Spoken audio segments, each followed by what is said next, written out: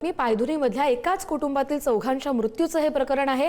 एफडीएच्या तपासणीमध्ये कलिंगडात कोणतीही भेसळ आढळलेली नाही।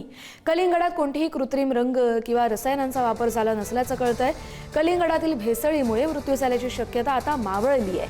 घरातून जप्त केलेल्या इतर खाद्य नमुन्यांमध्ये देखील अद्याप कोणतीही भेसळ आढळलेली नाहीये।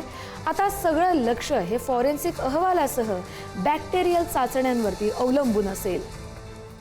पायधुरीमधल्या एकाच कुटुंबातील चौघांचा कलिंगड खाल्ल्यानं मृत्यू झाला होता असं सगळीकडेच सांगितलं जात होतं, मात्र त्यात एक ट्विस्ट आलाय। अधिकचा अपडेट घेऊया आपले प्रतिनिधी पंकज दळवी यांच्याकडून। पंकज, ही घटना जेव्हा समोर आली त्यानंतर अनेकांनी कलिंगड खाणंच बंद केलं, पण या प्रकरणाला आता एक नवं वळण लागलंय। कलिंगड खाण्यामुळे त्यांचा मृत्यू झालेला नाहीये हे तपासातून स्पष्ट झालंय। आता पुढचा तपास कुठल्या दिशेनं सुरू होईल?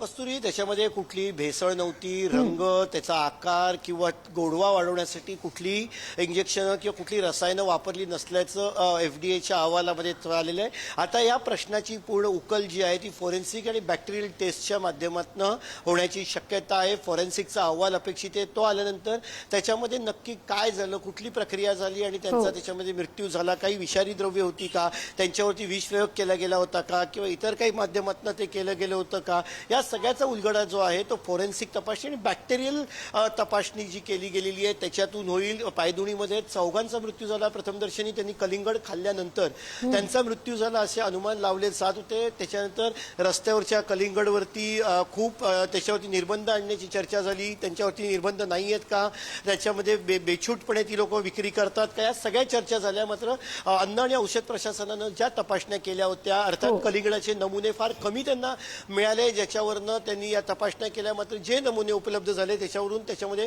कुठलीही रासायनिक प्रक्रिया झाली नसल्याचं स्पष्ट झालं। त्याच्यामध्ये त्याचा आकार आहे, रंग आहे किंवा गोडवा वाढवण्यासाठी कुठलीही रासायनिक त्याच्यामध्ये इन्सर्ट केली गेली नव्हती। कुठलीही रासायनिक जी प्रक्रिया जी आहे ती झाली नव्हती, म्हणजे त्यातून विषबाधा झाली नाही हे स्पष्ट झालंय।